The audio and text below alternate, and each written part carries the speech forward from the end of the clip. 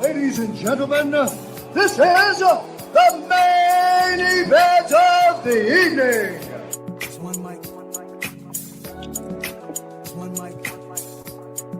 Give me a moment, would you, friend? I've never been on trial for my thoughts before. Welcome to the Only One Mic podcast. I'm your host, Carl Gerard. Today I'm joined by journalist, documentarian, producer, and filmmaker, Carlos P Beltran. How you doing, Carlos? Doing well, thanks, man. All right. Glad that you was able to join us today. Carlos is an award-winning documentarian, and his work focuses on a wide range of issues from civil rights to human interest stories in Latin America and the U.S. He's been featured in many of the leading news outlets. What are some of the outlets that you're featured in, Carlos? Yeah, well, I run the gamut. NBC News, ABC News, National Geographic, Discovery Channel, Latin outlets like Univision and Telemundo as well. Yeah. All right. You took time to talk to us, man. I appreciate that because you're a busy dude, man. Busy dude. Now, I was going over some of your work. Very interesting stuff. So you're originally from Caracas, Venezuela. Is that correct? That is right. Yeah, born and raised. Born and raised. All right. Now you're in my hometown of Brooklyn. And how you like it so far? I love it. I've been moved over here, transplant to Brooklyn in 2015. So it's been, 6 years going on, 7? Oh, okay. Yeah. So you came in right around the time to change, so you caught it at a good time, for real. What was it like growing up in Caracas? It's a 4.5 million people city. Caracas now is known, people who know it, as kind of a controversial, very dystopian sort of kind of contrasty city. The gap between those who have and have not is quite broad, and you have political turmoil, hyperinflation. So it wasn't an easy city. But I was born and raised until I was 16 years old, and then I was lucky that I was able to finish up high school in the U.S. For an exchange program. I wasn't planning on it, but it just happened. And then my life just kind of derailed into, in a good way, into the U.S., giving me that opportunity to have the background of having, been born and raised in Latin America, but also being in the Midwest, Kansas, and getting to know the U.S. from its very much inside. And the rest is history. I've been pretty much everywhere in the U.S. and many places in Latin America as well as a journalist. And for personal reasons as well. And where did you attend college at? You attended college in Kansas, or was it something else? Yes. I got a small scholarship from the University of Kansas. Their journalism program is actually outstanding. Not a whole lot of people think about Kansas as for one reason or another, as a state with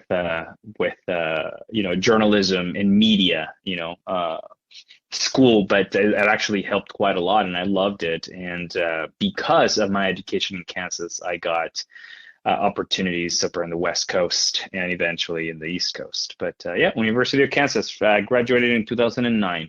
Okay.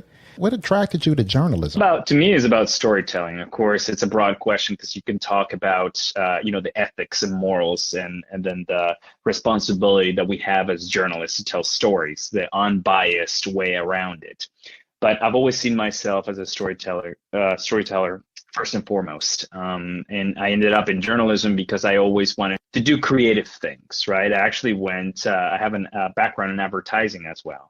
So storytelling has always been a very intrinsic part of my life as a professional and on a personal level. And suddenly I understood that, when it comes to journalism, as long as you have a camera, a microphone, and a subject, then you could tell a story, if you knew how to go about it, And that was the spark. That was the spark for it. And I'm lucky that today I get to make a living off of telling stories. Some stories I'm very passionate about.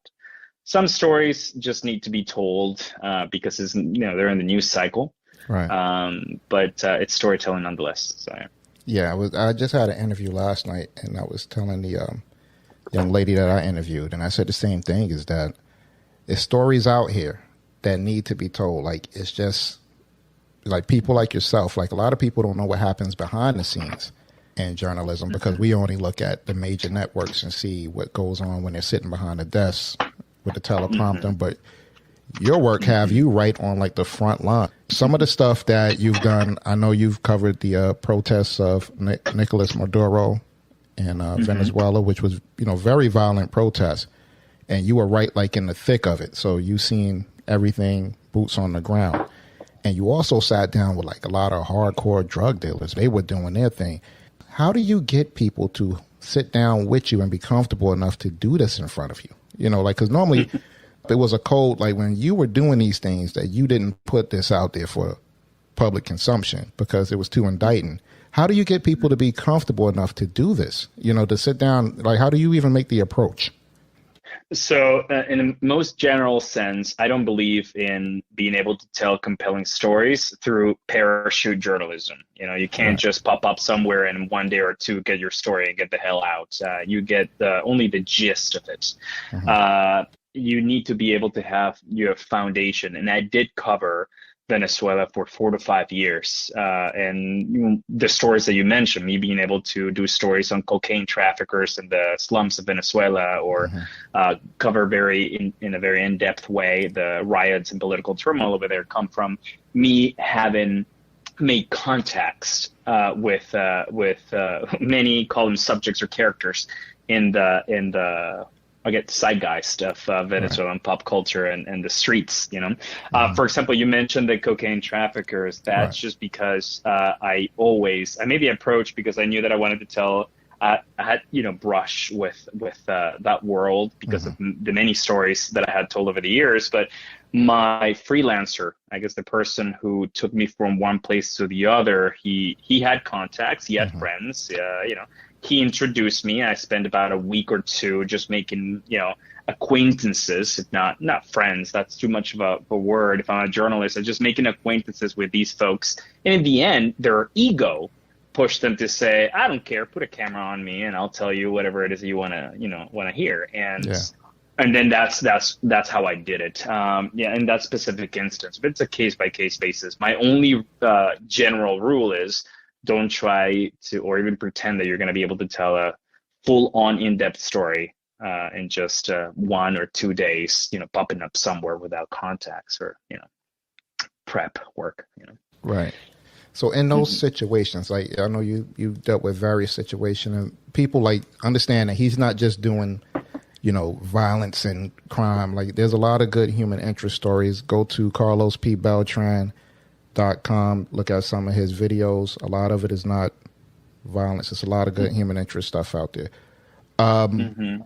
What is the most interesting situation you've been in while covering a story? Like, these are dangerous situations in most cases. Do you put yourself in a situation where you're thinking like, what did I get into? Like, where is this going?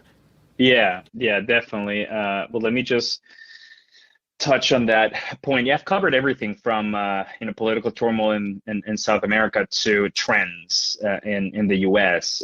So I literally have done pieces on what ASMR means or what the meaning of death is over here. I mean, just name or what the death positivity movement is, or so a little bit of everything. To answer your question, sometimes, especially when I'm 35 right now, when we're younger storytellers, I'm sure that I made very foolish decisions. I felt like I had no responsibility other than tell my story, and I didn't really, I made very rash decisions. Luckily, I'm lucky to be able to say today that it's all been for the better. But you always have to, be conscious of the decision that you're taking, the repercussions. In 2016, I was telling a story along with ABC News. And we were, once again, I've already been based in New York, but I traveled to Venezuela to tell a story on government-run hospitals and hyperinflation and the medical, medicine shortage in the country. Right. And the correspondent and I were caught filming inside of a government-run hospital. And, obviously it's a story that is not favorable to the government. The government is does not see with keen eyes, foreign journalism. So I spent 5 days inside of political prison in Venezuela, not knowing that I was going to spend 5 days over there. At that point, Wow. you think the worst. I was Venezuelan. I am Venezuelan. So, I thought that I might be, I would have been made what do you call it? An example of. Right. But so those were extremely very, very long 5 days. And fortunately, after, what probably sounds like a, Born Identity, movie, then we were able to leave the country, and that was that. But it's I definitely made some decisions that weren't the most, reasonable ones, just Right. for the sake of telling a story. Not illegal, not immoral, and definitely not ethically countered, journalism.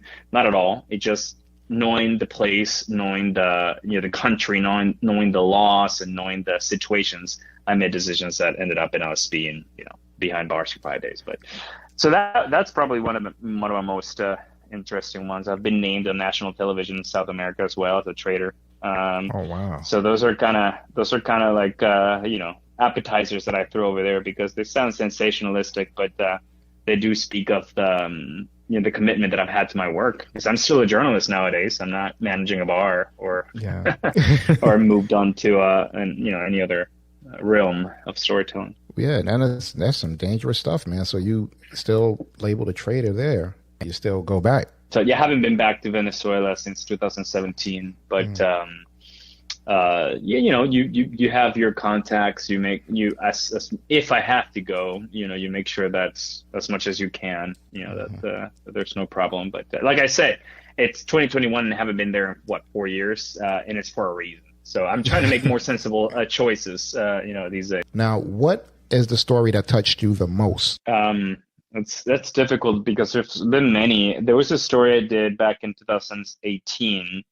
I interviewed I spent some time, really. Interview is not really the right thing, the right word. A man in Rochester, New York, and he told me about the many, many months that he spent with his then girlfriend, who had a very slow and painful death. And so he was making the case for what some people are referred to as assisted suicide, which is not the right word. You don't say assisted suicide anymore. I just can't think of the term. But basically, it's illegal in the city of New York to be able to euthanasia. I guess it's illegal. Yeah, it's illegal in the state of New York. So I interviewed a few people over here. First, that man who told me about his girlfriend, and then an older woman who was very ill, who wanted to. So that puts you in a space where you're trusted with a camera. And I spent a couple of days with a woman who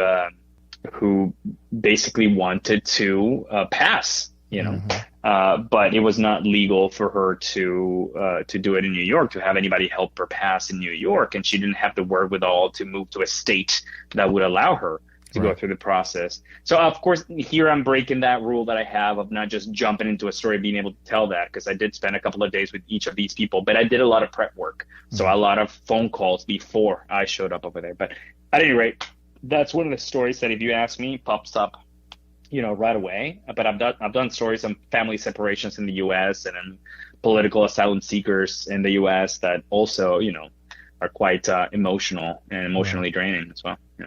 Yeah, I understand. Now, for the young journalists that's out there, how do you actually come up with the stories? Because you're in New York right now, and there's no shortage of stories in New York at all. So you'd be surprised. You'd be surprised. Really? In New York, in New York there are stories, but a lot of people are fishing for the same. So it's like being in a pond filled with fish that everybody else is fishing. So if you're slightly late, then somebody has already stole that story, Okay. So a lot of people ask me, so in New York, you probably have a story to tell every single day. Somebody else is telling that story. You have to move quick. You still have to have an in. Doesn't matter if you're in Iowa or you're in New York or you're in Caracas. You still need to move into certain circles, have your freelancers to help you around, or have have a bit of a network. So when a story comes up that it's in your beat or in your interest, someone helps you to get there to that story, normally. So, and I didn't let you finish your question. No, you're good. I didn't want to make it. Because I was wondering if you were going to answer it within that, because sometimes that happens, man. So, like, how do you find these stories? Do you, like, I know you say you have your contacts and all. Like, as a journalist, like, how do you actually sniff out these stories? Like, how do you know which one is the one, and how do you actually approach whatever news outlet you're working with at that time to say, this is the story that I want you guys to back my play on? How would you do that for the journalist that's out there? It's all about pitching a story. I think that now there, 10 years ago, it's more difficult for just new graduate, new journalists to just say, hey, I'm going to pick up a camera and I'm going to pitch a story to National Geographic and say what they say. Now there's many outlets or networks that connect you directly with the network. And nowadays, because there's, let's just be honest, there's the market of non-fiction, storytellers can seem to be quite saturated. So it's all about your reel. It's all about the stories that you've told. So let me just answer in two different parts. First, if you want to get into telling stories, if you want to be commissioned by a network to tell your story, my first advice, and this just worked for me, it just is not the rule, it just worked for me, go tell a story that you care about for no money. Do it in your own time, something that you really care about, and craft something that you're incredibly proud of. Right. Then that is your presentation card. That's your business card. It doesn't matter if you went to Columbia University. It doesn't matter if you went Barclay School. It doesn't matter if you went to CalArts. It doesn't matter where you went to. And that's my belief. If you have a reel or a story or a work sample that says, I can do this, I am a storyteller, then that's your door opener. And I can tell you that from experience. Look at me. I mean, I don't have a master's degree. I have a bachelor's degree in journalism from the University of Kansas. And I've been lucky enough to travel to more places than I thought that I would, precisely because I spent probably 4 years, three years of my life, back when it was not that easy, or when the gear wasn't that, proficient, telling stories of my own and going to film festivals and whatnot. I built my name.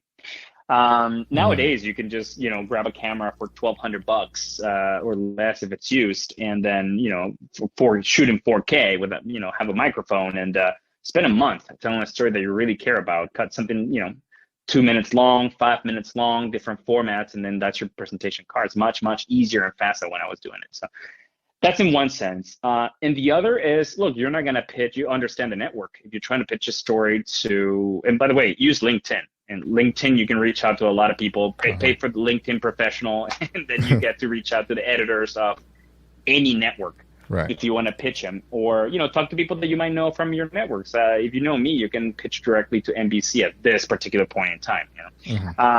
But my advice would be, know the network. If you're going to pitch the New York Post, for example, it's not the same as if you were to pitch to the New York Times. Physical media and print. The pitches would be completely different. Is that what you're saying? Correct me if I'm wrong.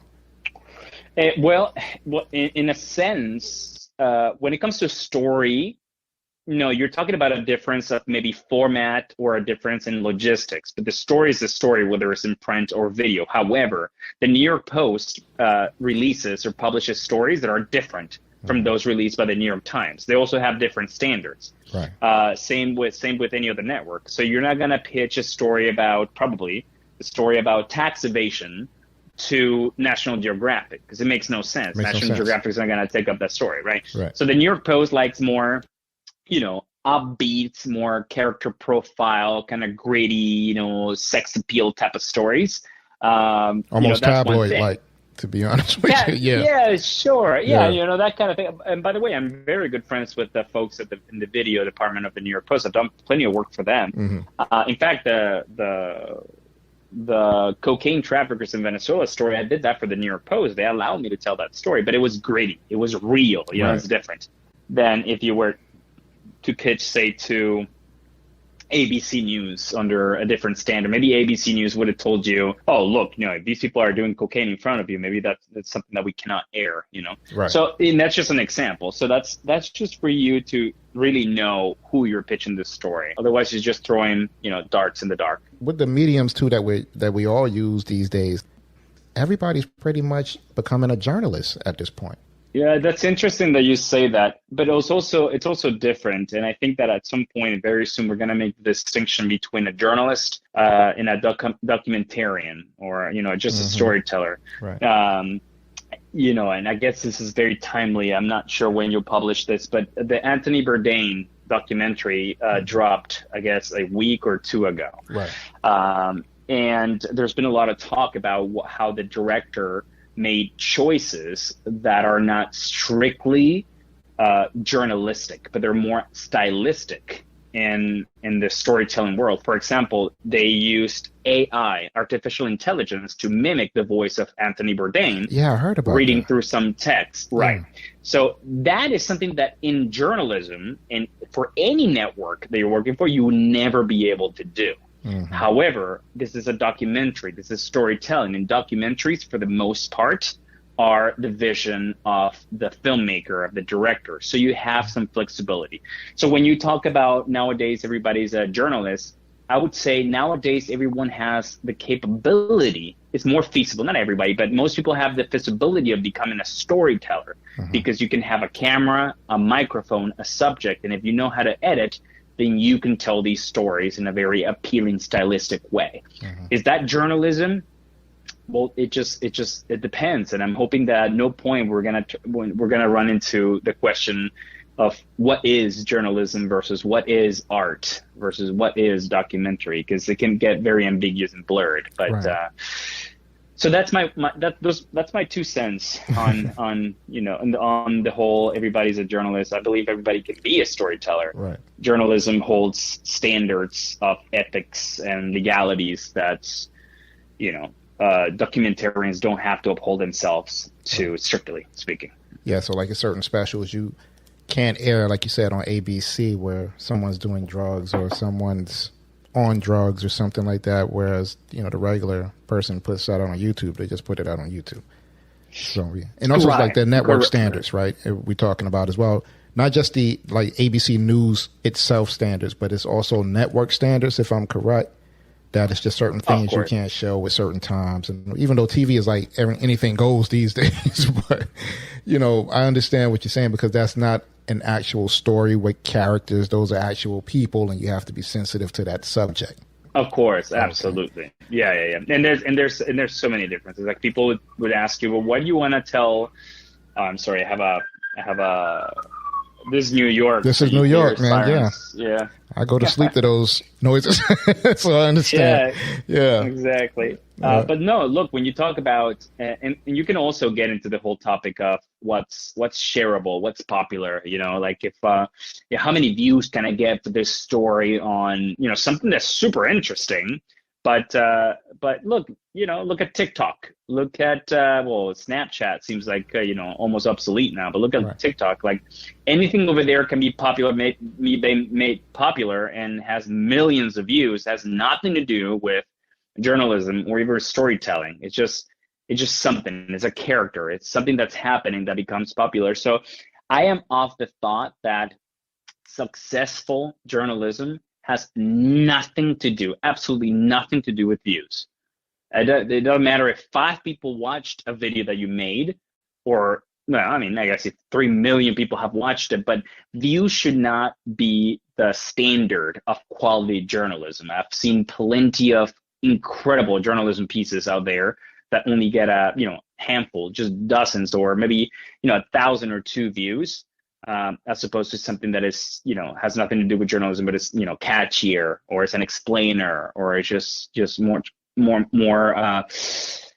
visually sparkling, if you know what I mean, Yeah. And that's another conversation of its own. It just, it's always troubled me when we talk about the quality of a piece in terms of how viral or not a video that you make, is. Yeah.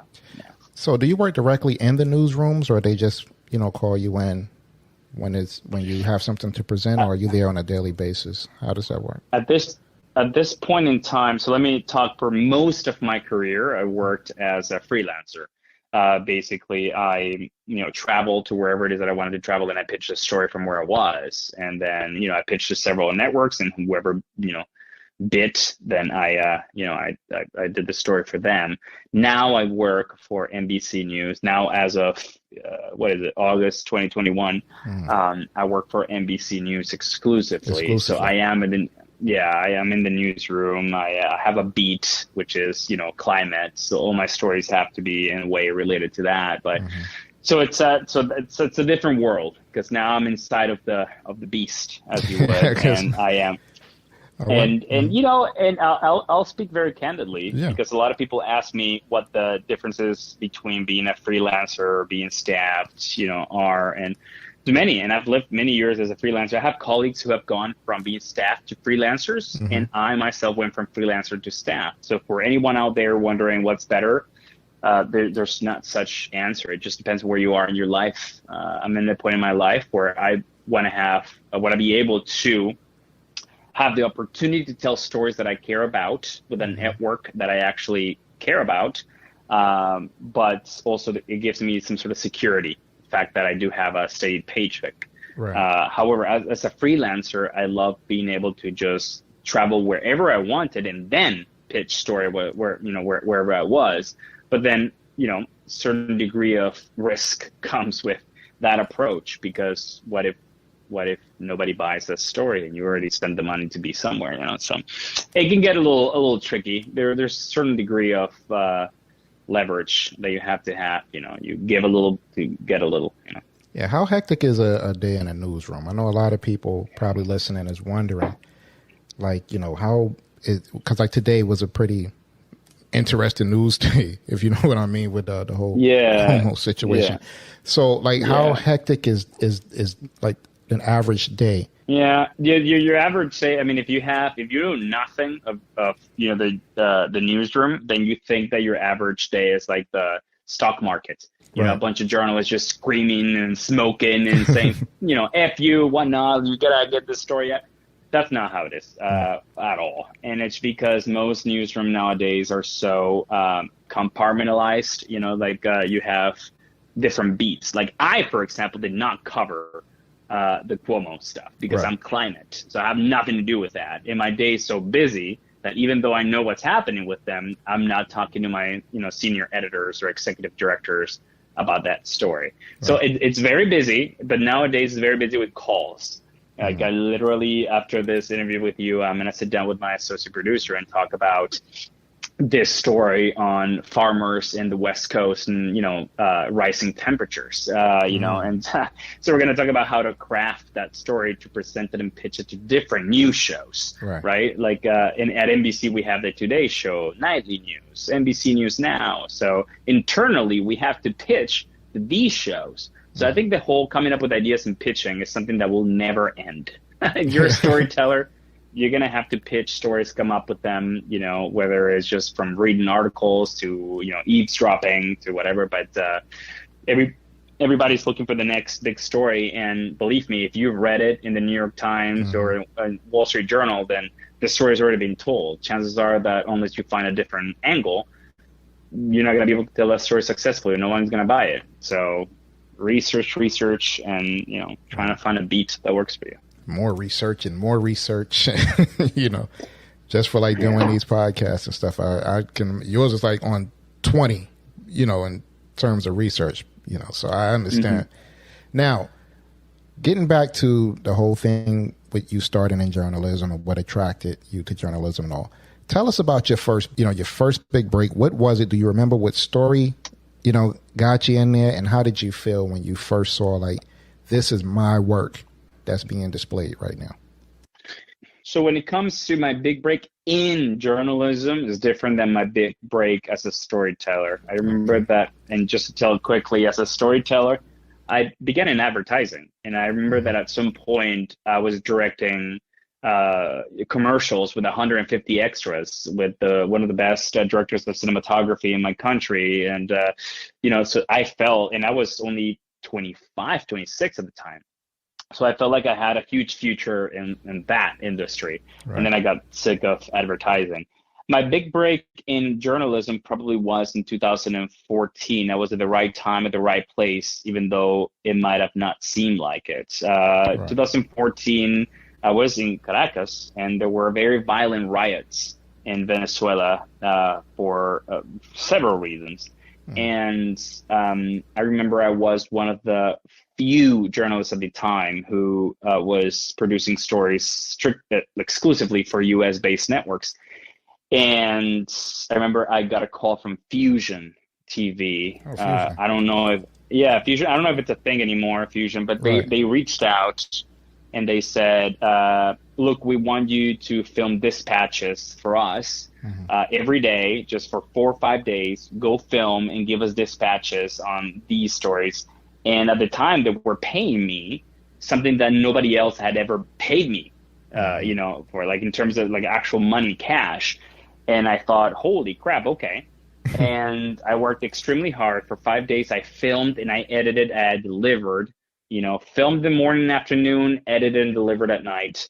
And I made, at the time, what I thought it was quite a bit of money. And then that just derailed into me being able to do then stories for AJ Plus and from Univision, and then ABC News reached out to me, and NBC News, and the New York Post. So it was like a domino effect to me, if you understand. Yeah, so, like one thing just completely led to another, exactly. was led to another. Yeah, exactly. But I remember it was probably back in 2014, that I was also doing stories prior to this call, when they asked me to do dispatches. I remember that I got a gig literally just doing camera for AJ Plus, and it was like only like 3 hours of me just holding my B camera, and they paid me like $300 for that, and I took the job. I mean, it was definitely I was more skilled than just that, but I took it because of the badge, because of being able to say I did something for this network, and I did it so well, and I gave them such great service that I know that I can use them as a reference. And that's, swallowing your ego or saying, look, I know that I can do better things, but I'm gonna get my contacts, on, and I'm gonna get references. I'm gonna do that, even though I'm much more skilled, even though I can do many more things. I want to work on my image. And I did that. And again, like you said, it's a domino effect. One thing led to the other. At the end of, a year or 2 years, 3 years, I had references and, named the network, and I work with them or for them. It's been a lot of work. It's been, it's not something that you can, I don't know, maybe a lot of people don't like to listen to this because people usually like to hear, oh, here's the secret, or here's the magic pill you take, and then, you're all of a sudden you've made it. I think it all starts with you doing something, as cheesy as it sounds, do something that you really like and care about. If what you care about is telling stories, then you're going to learn not only to write those stories, you're not only going to learn how to interview people, you're going to learn how to shoot it. How you're going to learn to tell a story with only one camera. If you only have one camera, you're going to learn how to tell a story with 2 cameras, but only one person manning those cameras. And then you're going to learn how to edit that story in the best way possible. And you're going to invest in your gear and in your resources. And then, at the end of the day, because you love it and you're so proficient at it and so passionate about it, people will see that and people will give you the job. And a little tip to people interviewing for jobs. The best way to go about it is not writing a cover letter, when you're applying for jobs. Not at all. Something that I've said in interviews that I've had is literally, look, I can be, and I have a very silly sense of humor, but what I tell people when I'm talking to them is, look, I can be a really good interview or a bad interview, but at the end of the day, the quality of my work is what you're looking for, at least in this industry. Right. So look at my work, and that doesn't show arrogance, because I don't believe in being arrogant at all, but I believe in being confident in your work. I'm actually, as a person, I'm very kind of an introvert, but when it comes to my work, is if you look at my work, then that will show you why we're talking right now. Right. Then you, potential employer, if you look at my work, really look at it. And then if you're interested, let's talk again. If not, you don't have to talk to me ever again. but my value is in my work, not in how I can sell myself verbally on paper. And that's just because I'm too long-winded, as you probably have seen or heard. Good. And also, I don't like selling myself on paper, and I like my work to speak for myself. And I've been lucky to be able to do so much work that's how I present myself. Don't talk to me, don't read me, look at my work, and then we talk if you're interested in working with me. Yeah, because if you just talking, man, you're just selling wolf tickets, as we said growing up, And Right. If you can't back that up, you got a problem. Right. That's a big issue you left out there. But your work. Folks, he has been winning awards since like 2011. National Headliner Award, Telly Award. I'm just going to big you up, man. I know you're not going to do it for yourself. So, National Emmy nomination, Outstanding Feature in Spanish, New Media Film Festival, winner of the New Media Film Festival, social issue documentaries. We didn't see the last of this stuff. Now, I know that you said you were working on a story about farming. Is there any other work that you're working on now outside of that particular story, or is there something coming down the pike we need to know about? It's so interesting. What I can talk about is my personal work. I can't tell you about the work that I'm doing with NBC. Oh, yeah, the personal is what I want. Yeah. Yeah. I've been working for 4.5 years as a side project. It's a very important project to me. It's a feature documentary, my first one, in association with the NBA. It's a story about how fleeting a career in the NBA can be. Most people don't know that an average career in the NBA is only 4.5 years long. Right. Most people don't know that since 2010, more than 800 pro athletes have had to leave the NBA due to career-ending injuries. Most people don't know that basketball is much more of a higher impact sport nowadays than even football. It sounds crazy, but or injury-prone sport. So I've been working on this documentary for 4.5 years, following the life of a former NBA player. His name is Gravis Vasquez. Right. He was one of the best pilots in the league. Or assisting pilots in the league, but he suffered an injury and had to leave the Brooklyn Nets in 2016, and he left saying, "I'm going to be back." So from 2016 till today, we've been filming with him as he's gone through every single version of his grief. It's like anger, denial, and finally acceptance and moving on forth. We've been able to interview Kevin Durant for the documentary, Manu Ginobili. If you're into basketball, you know who those people are. So that is my passion project. It's one that's made me sweat, cry, bleed. Extremely difficult to put a project together and on an independent level like this. So difficult. But it's one that continues. And I'm also, if everything goes as planned, going to be releasing a book I've been working on since 2009. Wonderful. And it's a photo book on the streets of Venezuela in Caracas. I partner up with a self-taught poet who spent 8 years in prison. And she wrote the poetry for it, and I took the photos for the book in the span of 5 years. And we've been putting it together.